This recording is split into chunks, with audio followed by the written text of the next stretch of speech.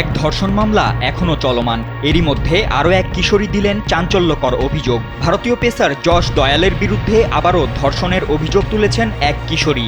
ভুক্তভোগী জানিয়েছেন, cricket career গড়ে দেওয়ার লোভ দেখিয়ে যশ তাকে যৌন নির্যাতন করেছে। ভারতীয় সংবাদ মাধ্যম সূত্রে জানা গেছে, জয়পুরের সানগান থানায় যশ দয়ালের বিরুদ্ধে পক্সো আইনে এফআইআর দায়ের করা হয়েছে।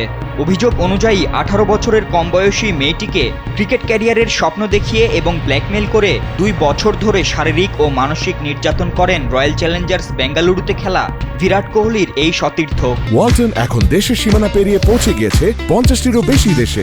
ওয়ালটন, ঘরে ঘরে বিশ্বজুড়ে। এমনকি অভিযোগে আরও বলা হয়েছে, চলতি বছরের আইপিএলের সময়েও জয়পুরের এক হোটেলে মেয়েটিকে ডেকে আবারও ধর্ষণ করেন ভারতীয় এই পেসার।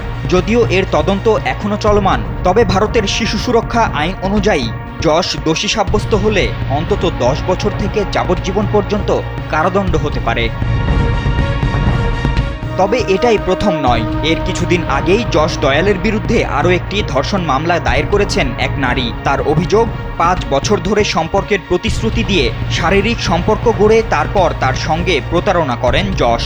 এমনকি প্রতিবাদ করলেও শারীরিক ও মানসিকভাবে হেনস্থার শিকার হতে হয় তাকে।